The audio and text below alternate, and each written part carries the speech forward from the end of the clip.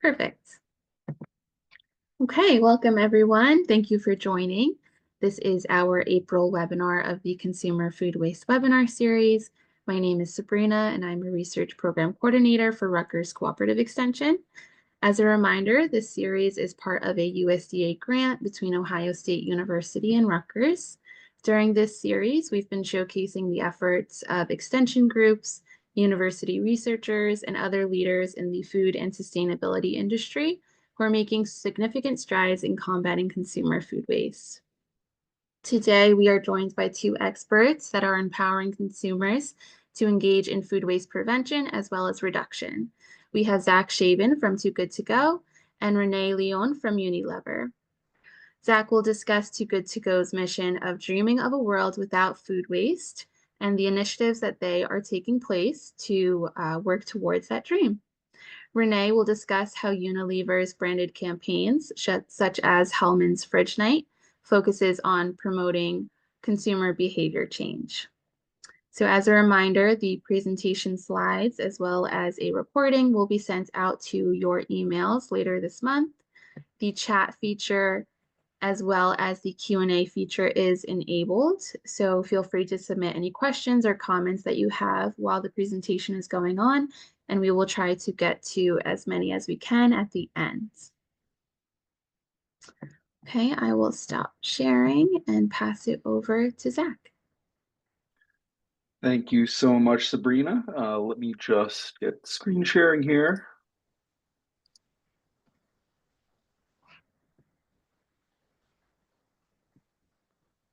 Okay. Well, it is really great to be here and to speak with everyone. For those of you who aren't familiar with Too Good To Go, we are a social impact company founded in 2016 with the mission of fighting food waste, and that is also our guiding vision. So how do we do this? We do this by inspiring and empowering everyone to fight food waste together, and that's really at the core of everything that we do. But before I really dive into that, I just kind of want to give a brief overview of our impact and our footprint here in the United States. We have over 20 million meals saved, 13 million registered users, and over 16,000 stores saving, and now in all 50 states. So we're really excited and proud of launching in the US in 2020. And then, 5 short years later, we are now in all states. So, you can be pretty much anywhere and you're able to save a meal, when you need to. At Too Good To Go, more broadly speaking, we're trying to, address this issue of food loss and waste at every, phase of the food system. We have different products that do that. For manufacturing, we have our parcel service, not yet launched in the US. The product that everyone really knows right here is our surprise bag. And then also at the household level, which is a little harder to get into, and I'll kind of discuss what we're doing there. Also not launched in the US, but we're really trying to get at the root of empowering our consumers in the home to address food loss and waste when they have, their own food that they've purchased, and making sure that they're eating everything that they have. But our main product and how we really inspire our consumers and also the businesses that use our platform is our digital marketplace, designed to connect those consumers and businesses that have surplus food to those who want it.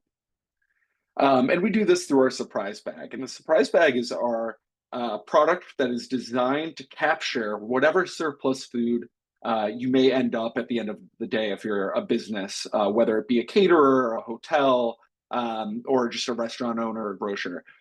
You're going to have different things. Sometimes it's pieces to make a full meal. Sometimes it's a full meal itself. Other times it's groceries. So it's a really flexible, package really to help sell that surplus food in a really efficient manner.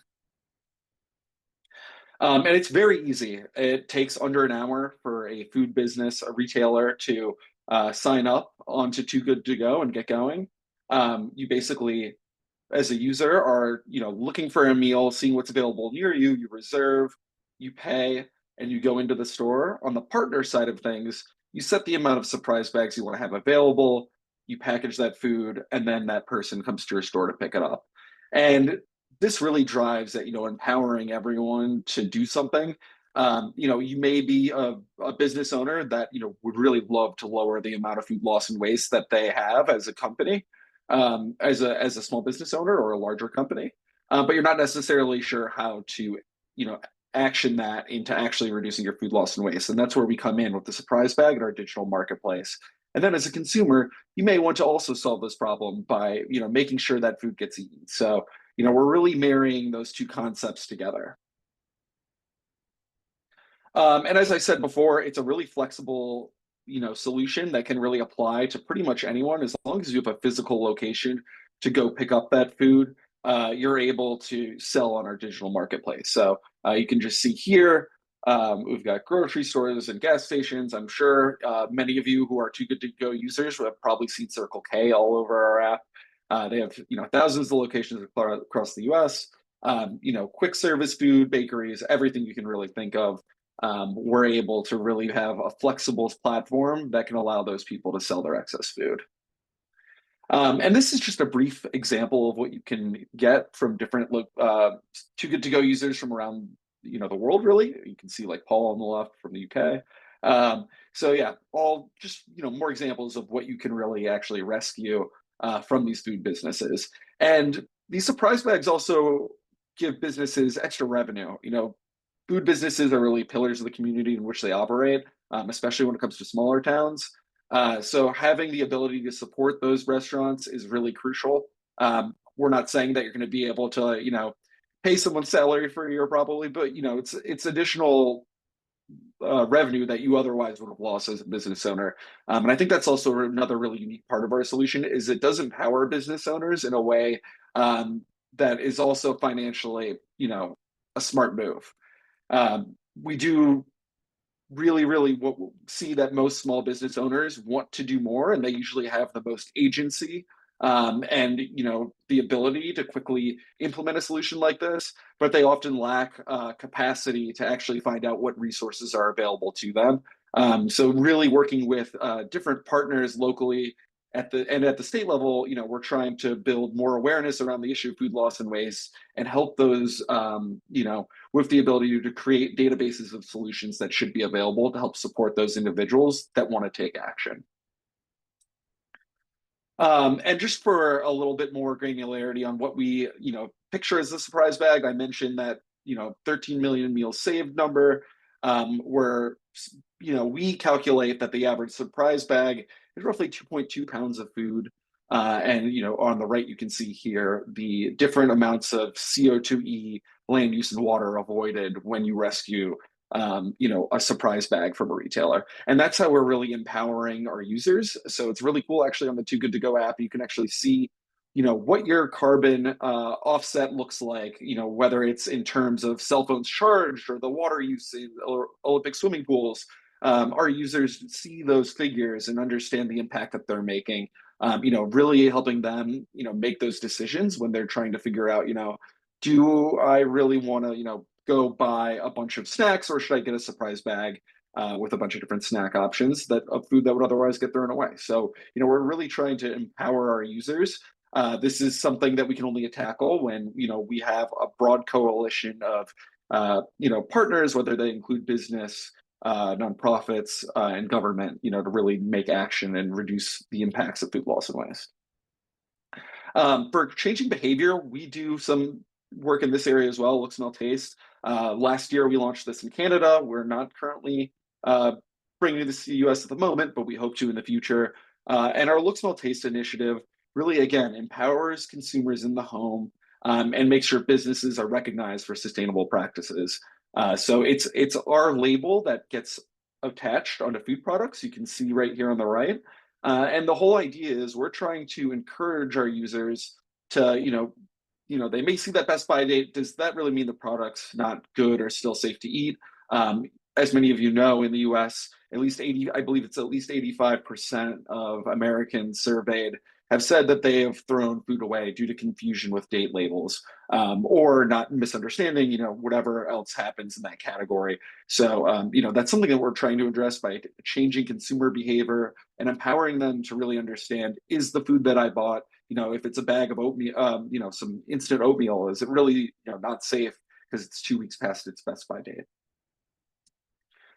Globally, this initiative is working with 500 brands. You can see Hellman's on there, which we're very proud of working with René, and he'll be talking about their initiatives.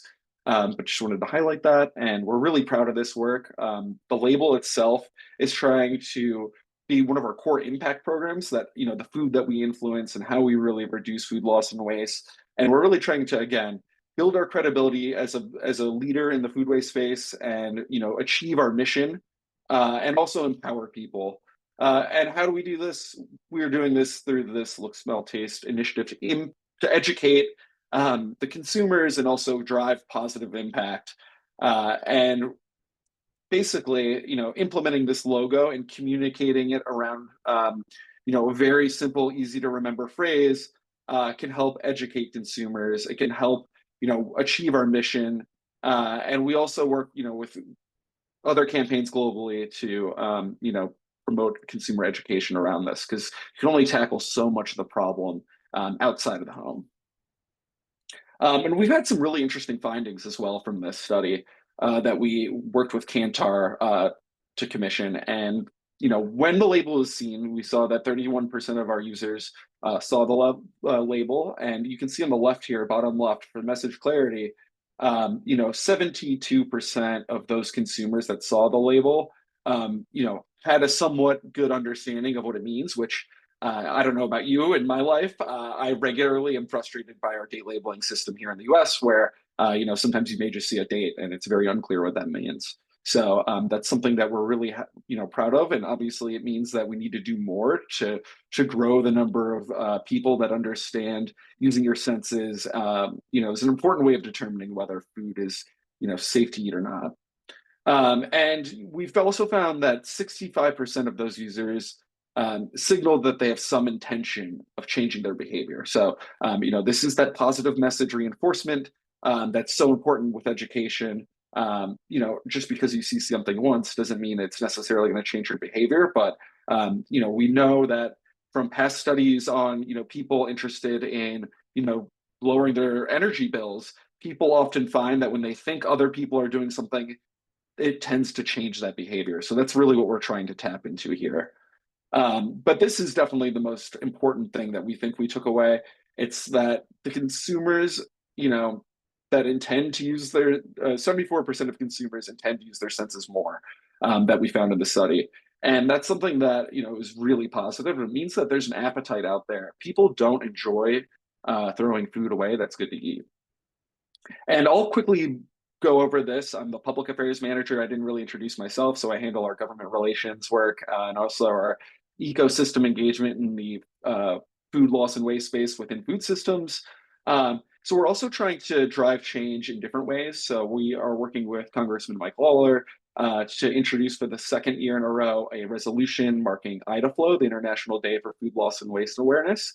We're also endorsing 3 different pieces of legislation at the federal level. The Food Date Labeling Act to help clarify date label standards, the Reduce Food Loss and Waste Act, which it creates a Energy Star style system for businesses that reduce food loss and waste to help identify those businesses. The No Time to Waste Act, which really provides a lot of educational awareness. And we're also really tapping into working with our leaders at the state level and also at the federal level again, when it comes to funding our government agencies and making sure there's funds available to create these national campaigns on awareness. I think I may have gone a little over time. I hope it wasn't too much, but that's my presentation, and I hope I can answer some questions later.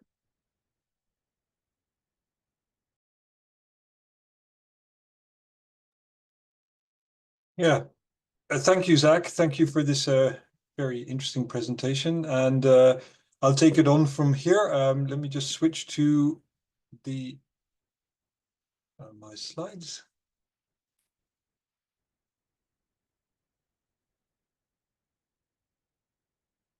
And I hope they're visible. And thank you for inviting me to talk about a subject that I really love talking about, behavior change and food waste. My name is René Lion. I'm a consumer scientist at Unilever's Foods Innovation Center in Wageningen in the Netherlands. Unilever is one of the largest fast-moving consumer goods companies in the world, with famous brands that you have probably heard about, like Dove and Sunsilk, but also food brands like Hellman's and Knorr. Now, I'm a social psychologist by training, from Radboud University in the Netherlands, and PhD in risk perception and communication at the Department of Health Promotion and Education at Maastricht University. And I joined Unilever just over 24 years ago. And a theme in my work here at Unilever has been to apply the scientific principles of behavior change to real-world challenges in the context of brands.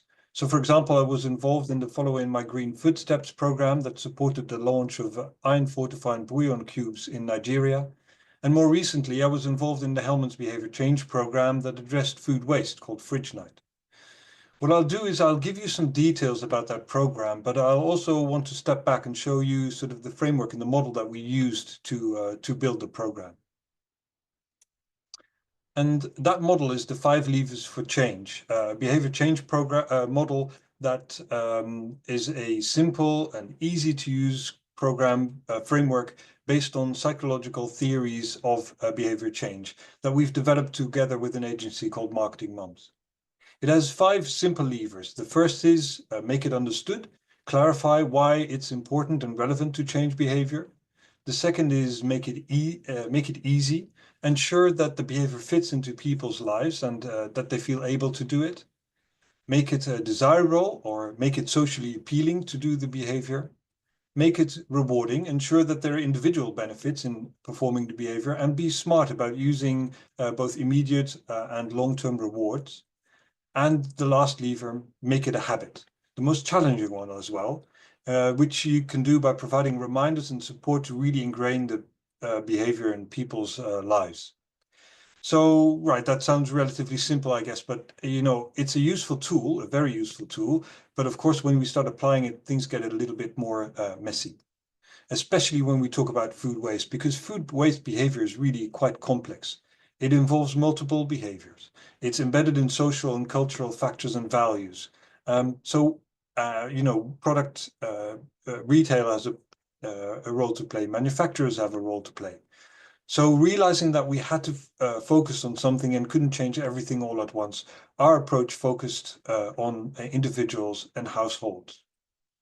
And even then, changing behavior can be challenging because of the many behaviors involved in food waste. Because nobody sets out to waste food, actually. It's the outcome of many food preparation actions or cooking actions. And we found, as we went through this process of determining what we wanted to do, we focused on a key behavior where we felt Hellman's had a role to play. And we decided to focus on the preparation of food and getting people to move from ignoring and letting food go off to transforming that potential food waste into tasty meals. And once we defined that, and that was an iterative process, we knew then also who and what to do. So we focused on families with kids as they waste the most foods in absolute terms. We focused on the most wasted foods, that's fresh vegetables, fruits and salads and breads. And we focused on the food that was left behind in the fridge, the food that was bought but wasn't actually ever used, as this accounts for most of the food waste. This, of course, begs the question, why don't people use up this food? Well, they lack the time for cooking or the energy after a long day when they're tired to figure out what to make. Sometimes they also don't know what to make out of the seemingly random list of ingredients that they find in their fridges and cupboards. And I'm sure that sounds familiar to you as well. You lose track of some of the food that's available. And I'm sure you've come across something that you can't completely recognize when you look into your fridge fruit and vegetable shelves. Now, brands generally have an aversiveness to negative messages.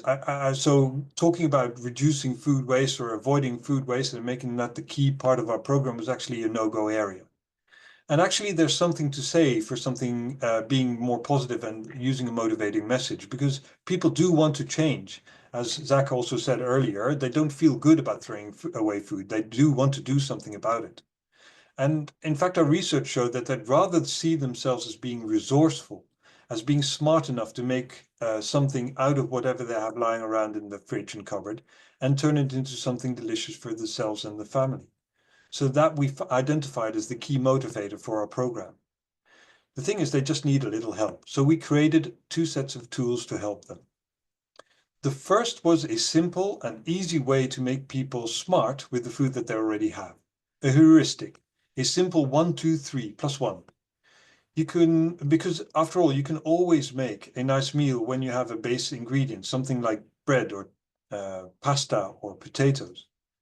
And you can add to that the fruit and vegetables that you have lying at hand.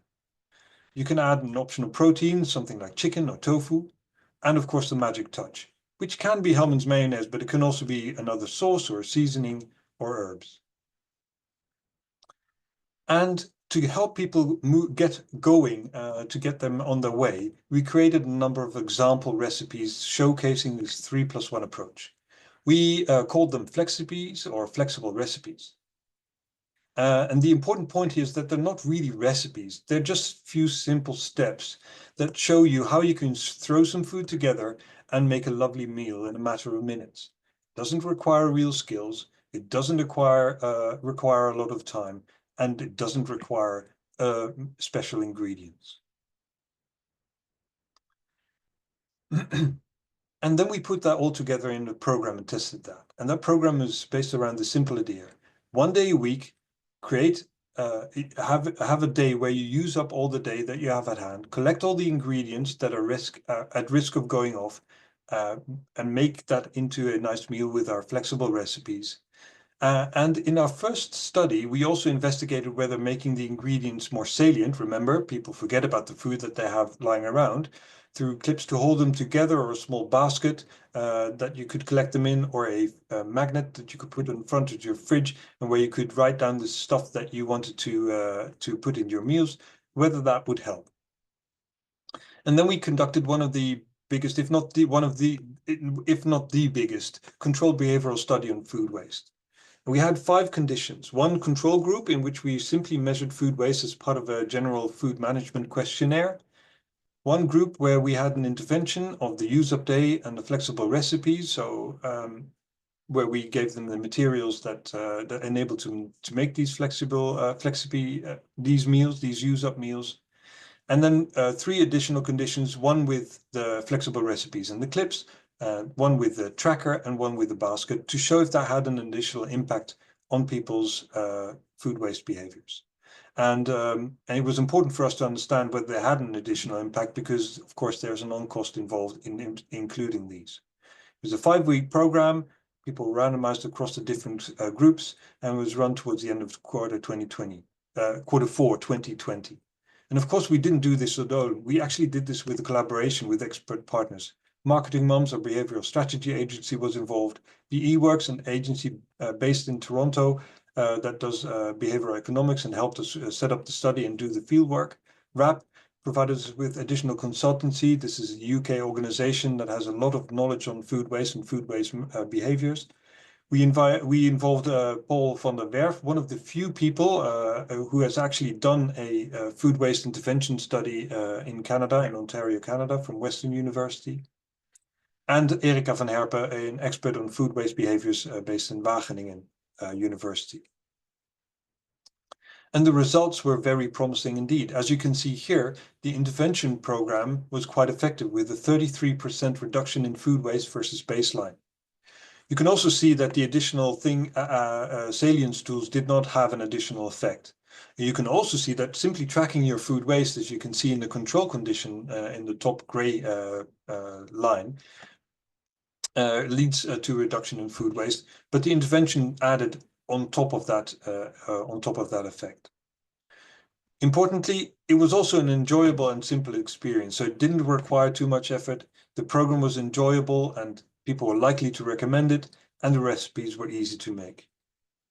We also did a follow-up study 8 weeks later. There we see, of course there was attrition, that the intervention groups were no longer significantly different from the control group. However, the self-report reports indicated that people still continued to make use-up style meals, were still using the 3+1 approach, and intended to continue using them. A year later, we ran a similar study to make sure that the findings were real and weren't not sort of based on one study only.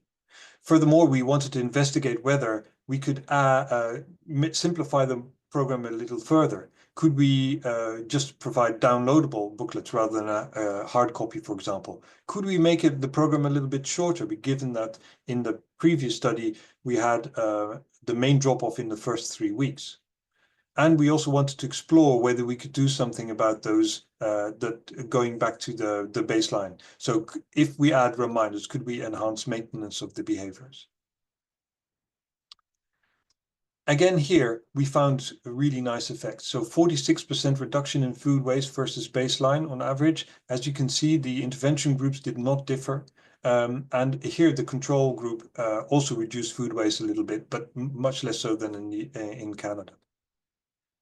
It was also an enjoyable experience, didn't require too much effort, and they indicated it should be offered to a broader group of people. 8 weeks later, unfortunately, the intervention group still, again, was not different from control. But when we looked at the self-report, people mentioned that they would continue to make the use-up style meals, the 3+1 approach, and would continue to do so. Now, we packaged this program into an app called Fridge Night with Canadian MasterChef cook Andy Hay featuring in them, and which integrated all of these elements and included a few more elements as well, which I'll point out in the next slide. Unfortunately, the app was pulled earlier this year. The benefits, the costs of having such an app didn't outweigh the benefits, but the videos can still be found online. Now, to wrap up, the strength of this program is really that it's built on the 5 levers of change and the key motivator, which is a positive motivator of making people more resourceful, enabling them thus to reduce their food waste. And we made it understood by getting people to track their food waste and create this aha moment where they realize they waste food and more than they think. Then we made it easier by providing these the simple no-brainer behaviors. One time a week, grab the food you've got and use it up in a meal. Help our 3+1 approach and our flexibeats. We made it desirable by getting people to do something together with other people, making the commitment public. There was also the option to share your commitment with other people on, for example, WhatsApp. And then making it rewarding, playing back how well they're doing, giving them small fictional prizes within the app, but also playing back how much additional meals everybody together had saved if everybody would have joined the program, the amount of kilos, the amount of dollars, and the amount of carbon equivalents that were saved. And finally, by doing this across a 4-week program, making it reinforcing the key message and making it a habit. With that, I come to the end of my presentation and would like to thank you for your attention, and I hope there are further questions. Awesome. Thank you so much, Renee and Zach. We do have a couple of questions here in the Q&A. Let's see. Before we start the Q&A, just to save some time, I'm going to launch a quick poll for the audience. This is on the community of practice for the consumer food waste group. So if you have a few seconds, if you can fill that out, it'll be really helpful for our team.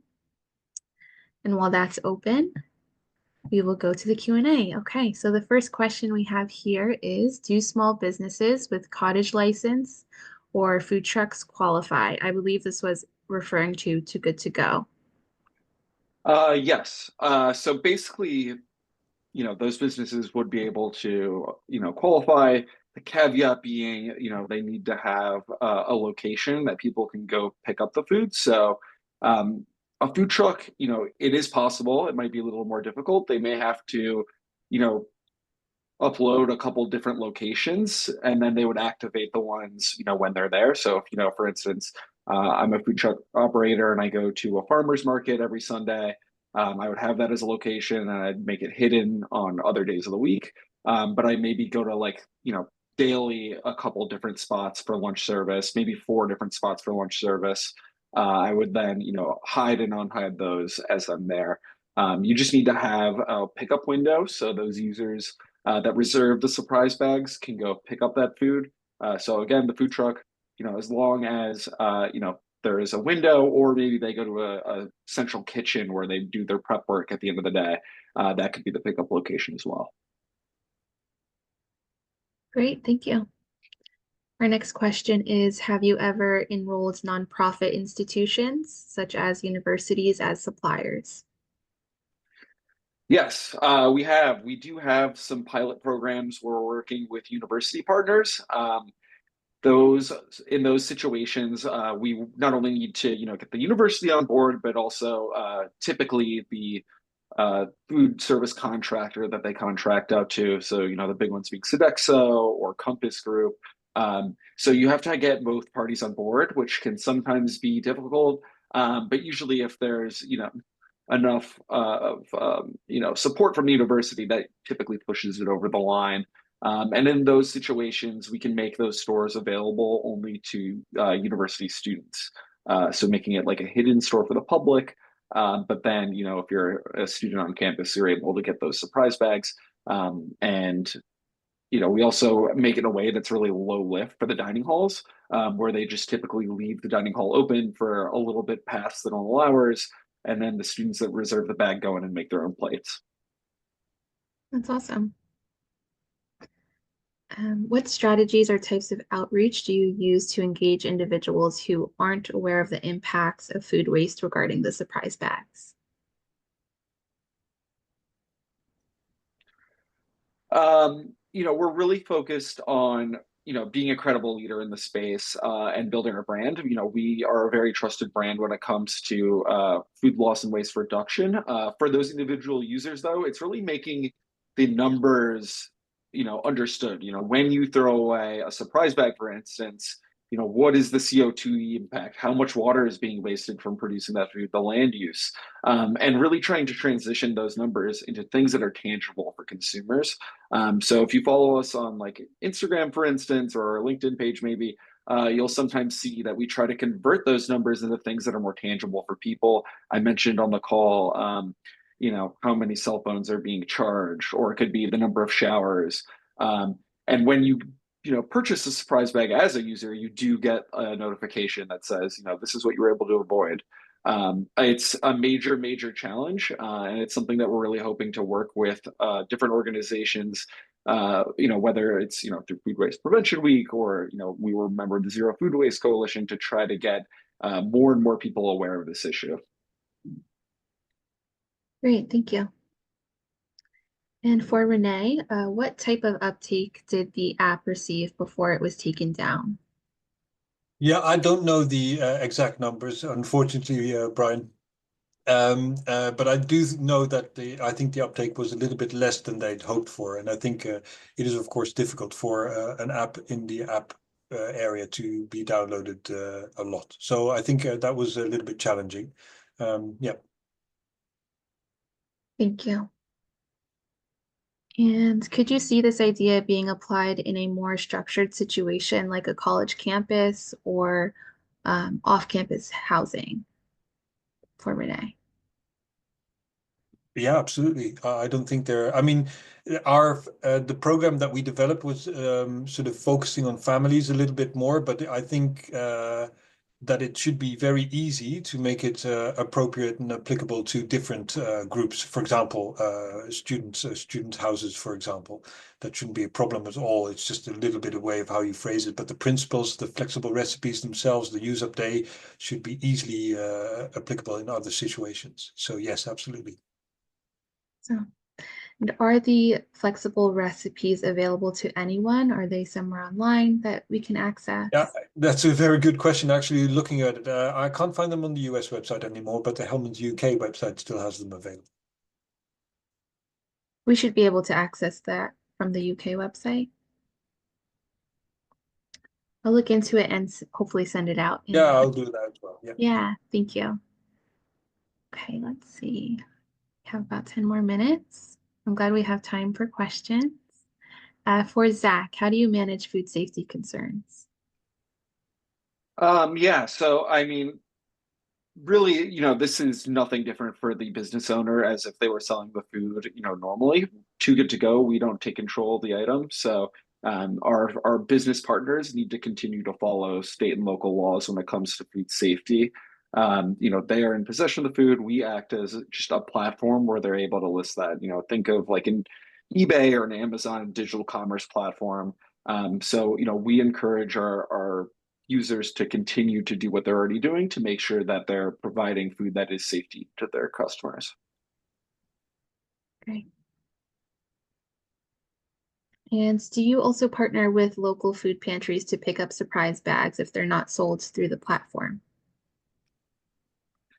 That's something that we're working on. We currently don't have that capability for food pantry or another organization like that to list food on our platform. But it is something that we are trying to see if that we're able to bring to market at some point. We understand that you can't really talk about the issue of food loss and waste without also talking about food security. Those issues are linked, but at the moment we can't do that. Okay.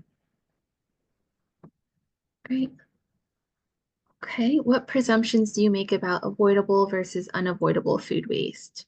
Do you provide guidance about managing the unavoidable portion?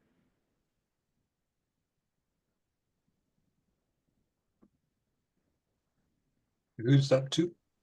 I think that was for you, Renee. No, that's a unavoidable food waste. I mean, we talk about food in the context of this program. We talk about food waste that is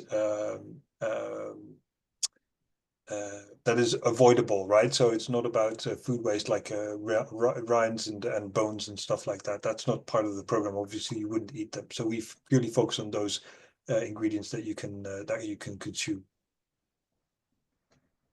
Okay. And this question is for both of you. What fraction of users are motivated more by financial versus environmental concerns?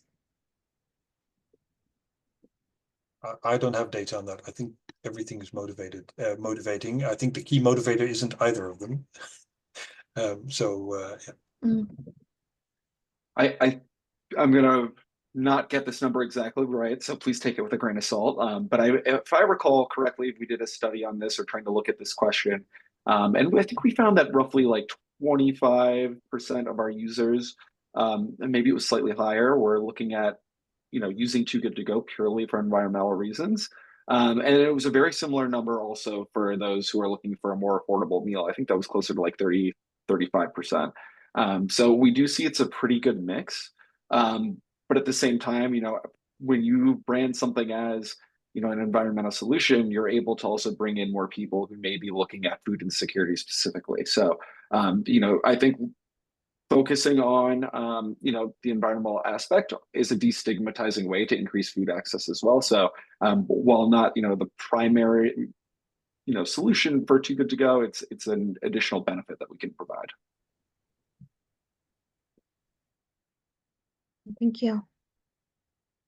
And I just want to bring attention to Brian Rowe's comment in the chat. He posted a link to the peer review report on the campaign that Renee was speaking on. If anyone's interested, that'll definitely be a good read. One more question here. We have someone that said, I like the messaging, be resourceful. What other positive messaging do you know works? Very good question. We didn't test any of the other recipe messaging, but we do know that, focusing purely on food waste or in the environmental or the cost benefits, especially because at an individual level or at a household level, it makes sense from a yearly perspective, but if you look at it just per meal, the amount is actually relatively small. So those are not key motivators. You have to add everything up. But we came to this idea of being more resourceful, and it fitted the whole program, and we created a program around that. We didn't test many different ways of formulating that. And in regards to the Fridge Night effort, to what extent was this effort successful for the Hellman's brand? Do you have plans to extend this effort and bring it to the US? I think we should probably phrase it differently because the program was in the US, so it has already been launched. I think the brand now has moved away a little bit from that at the moment. That's I think a decision that's been made by the strategic global brand team to focus on other aspects. I think food waste is still there, but it isn't the key part of their program anymore. Whether it's always difficult to look at the various impacts of different elements in the program. So we can't say what this particular program did for the overall brand, but it fitted the whole brand campaign as there were a number of uh, um, advertisements at the Super Bowl as well, which focused also on food waste. So it's part of the whole story. Yes, I remember Did seeing well. those So Hellman's commercials. itself did well. Yeah. Yeah. Let's do one more question. How much food is in a surprise bag, approximately? We calculate that it's about 2.2 pounds of food. Obviously that varies. If you're getting like a surprise bag from Krispy Kreme, it won't weigh that much. But the rule of thumb is it's sold for 1/3 of retail value. So, for instance, um, if you like Whole Foods like I do, I believe the surprise bag is about $10. So you should expect roughly, or maybe it's a little more. It's $11. So like $33 worth of food. Awesome. Great resource to know about. Okay, and with that, we will close out the webinar. So again, to all of our attendees, thank you for joining. You will receive the recording as well as the slides afterwards. If you haven't filled out the poll yet, please do so. If you can, I'll leave it open for maybe another minute or so. And a huge thank you to Zach and Renee for joining us. This was a wonderful presentation, so thank you for your time. Thank you. Thank you for inviting me. Appreciate it. Yeah. Enjoy the rest of your day. Bye, everyone. Bye. Bye.